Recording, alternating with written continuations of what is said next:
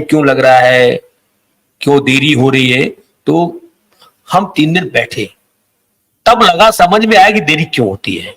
एक पॉइंट को बारीकी से देखा गया, समझा गया, उठाया गया। तो वो कर रहे थे, ऐसा नहीं, वो कर तो रहे थे, लेकिन हमको लग रहा था कुछ हो नहीं रहा है, कुछ हो नहीं रहा है। एक पिटीशन दायर करने के लिए व्यक्ति को 10 महीने लगते हैं, तो हमारा तो सर 4 महीने हुआ है सर। 4 महीने में 2 महीने से पिटीशन तैयार, समझ लिया। 4 महीने तो हम प्लानिंग किया, प्लानिंग करने के बाद 2 महीने के अंदर हो गया। अब इससे जल्दी कैसे करेंगे, लेकिन अब देरी है तो इन्वेस्टर की है कि अब इन्वेस्टर बेझिझक होकर के अपना पेपर शीघ्र दें, जिससे हम वहां दे सकें और ये भी साबित कर सकें। माननीय वित्त मंत्री सीतारमण जी ने जो कहा कि पेपर लाओ, भुगतान ले जाओ, और अभी आप कह रहे रास्ता कैसे खुलेगा, मीटिंग चल रही है, तो मैं उनको भी स्वागत करता हूं, धन्यवाद देता हूं। अगर वास्तविक वो पेमेंट देना चाहते हैं और उनकी पीड़ा है, तो एक बात सच कहनी है, और एक पूरा दूध का दूध का पानी पानी हो जाएगा। हमारे सुब्रत राय जी साहब का निधन हो चुका है, जो भी उन्होंने किया मैं स्वीकार करता हूं, पेपर पलटा गया है, लिहाजा पैसा ये इन्वेस्टर को दिया जाए आपकी निगरानी में। 1 मिनट में पूरा सॉर्ट आउट हो जाएगा, कोई दिक्कत नहीं है, रास्ता भी खुल जाएगा और उनकी भी रह जाएगी, जमा करता हूं पैसा भी पहुंच जाएगा, तो कंपनी चल जाएगी। मिश्रा जी, ये बताइए कि अब क्या परेशानी है, क्यों निवेशक अब इकट्ठा नहीं हो रहे हैं, कौन रोक रहा है उन्हें, इकट्ठे क्यों नहीं हो रहे हैं, या एजेंट क्यों नहीं इकट्ठा होकर के इस लड़ाई को लड़ रहे हैं?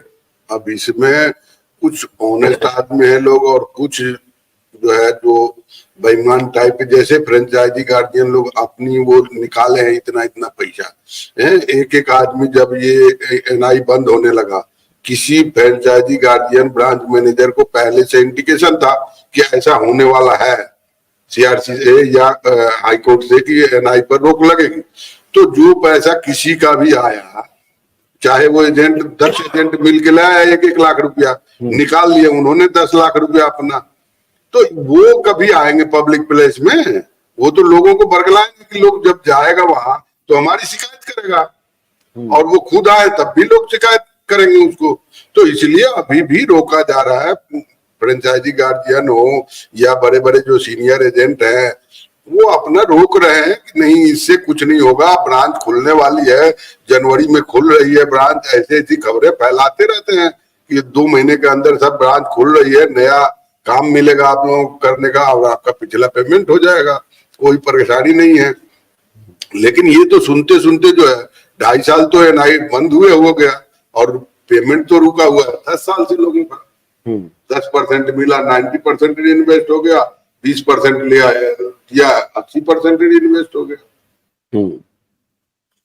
लेकिन अगर सिंगल विंडो में क्या हो सकता है सॉल्यूशन, अगर आपने ये कह दिया है कि भैया पोर्टल को चेंज कर दीजिए, तो दरअसल कई ग्राउंड वकील साहब ने बनाए हैं, लेकिन हम लोगों की जो प्रमुख ग्राउंड की मांग है कि भाई अगर वास्तव में उन्होंने पोर्टल के माध्यम से ही देने का मन बनाया है, तो उस पोर्टल को उस स्तर पे जो रूरल एरिया का उनका कॉन्सेप्ट है, जैसे उनके पास सहकारिता मंत्रालय के पास बहुत सारे ऑप्शंस है, कोऑपरेटिव बैंक है उनके पास, डॉक खाने हैं उनके पास, तमाम और बैंकिंग प्रणाली है जो ग्राउंड लेवल पे जाकर के है।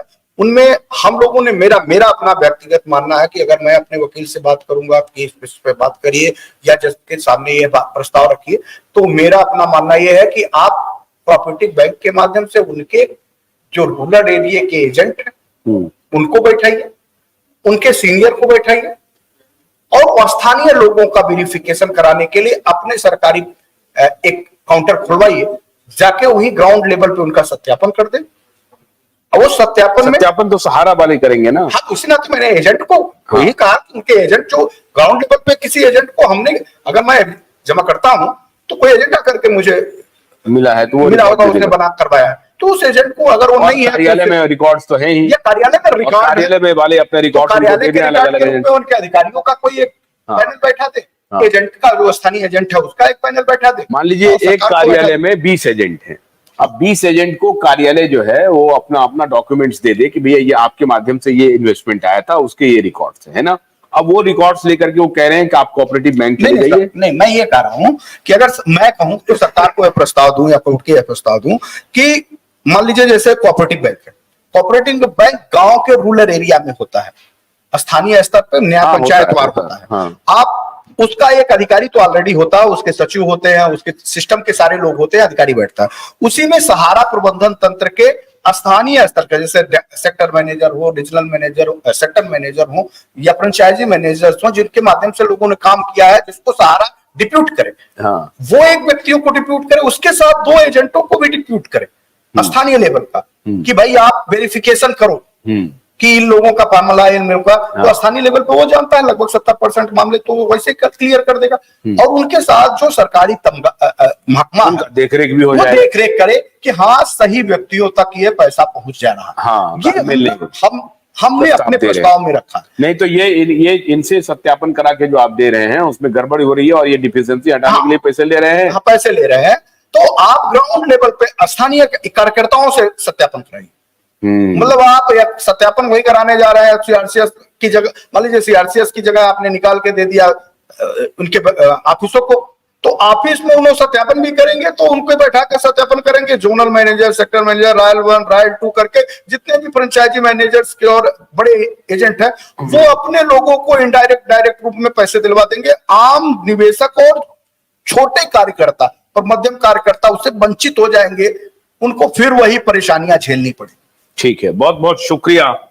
और तो अब कुछ बाकी नहीं रहा। बहुत बहुत शुक्रिया अभय जी और सतीश जी, मिश्रा जी, आप सबका, और देश के तमाम निवेशकों का भी जिन्होंने विश्वास बनाए रखा है। थोड़ा सा धैर्य और बनाए रखिए, जब सुप्रीम कोर्ट पहुंच गए हैं तो आपकी सुनवाई अब जरूर होगी। और पीआईएल जब लग गया है तो थोड़ा और इंतजार, हाँ, लेकिन अब लोग आप सभी इकट्ठे होइए, अपने डॉक्यूमेंट्स सब मिल करके एक जगह, जैसे ही आपकी संख्या बल के सामने हर आदमी नतमस्तक होता है, तो कोई विवाद नहीं, कोई विरोध नहीं, मिल करके सब लोग एक साथ मिल करके, एजेंट भी, कार्यकर्ता भी, सारे लोग एक साथ मिल करके, और सहारा के भी मैं स्टाफ से यह आग्रह कर रहा हूं कि आपके खिलाफ कोई बैर नहीं है। आप अगर अब भी चाहें तो अब भी निगोशिएशन कर सकते हैं, बातचीत कर सकते हैं, बातचीत कीजिए, इस मामले को आगे बढ़ाइए। हम लोग, हमारे मन में तो बिल्कुल नहीं है, आप लोगों के मन में भी नहीं है तो स्पष्ट हमारे कंपनी, लोगों ने स्पष्ट कर दिया, कंपनी भी चले और कंपनी में कोई दिक्कत नहीं हो, तो आप उसको भी देखिए। हाँ, निवेशकों का पैसा जरूर मिल जाना चाहिए, ये तो स्पष्ट। ये निवेशक के साथ साथ पीड़ित वो कार्यकर्ता जो अपने घरों पे परेशान हो रहे हैं, और एजेंट भी, सारे एजेंट भी। वो मैं इसी नाते एजेंटों से भी कहूंगा, हाँ, कि आप सभी लोग बेहद गंभीरता से आगे निकल के आइए। आपका पैसा, आपका पैसा, आपके निवेशक का पैसा माननीय सुप्रीम कोर्ट के पटल पर रख दी जा चुकी है, वो सुरक्षित हो जाएगा। सुरक्षित होते ही जैसे आदेश की कॉपी हम लोगों को मिलेगी, आप जितनी जल्दी करेंगे, ये सब कुछ अगर सुप्रीम कोर्ट के ऊपर डिपेंड करता है तो ये सब कुछ आपके ऊपर भी डिपेंड करता है। आपको पैसा लेना होगा तो स्वयं निकलना होगा। ठीक है, बहुत बहुत शुक्रिया। तो पीआईएल की आप सबको बधाई, और आप सभी एक साथ मिलकर के इस अभियान को जारी रखें। कंपनी, एजेंट, निवेशक सब एक साथ आए तो हमारे लिए बहुत खुशी की बात होगी। नमस्कार।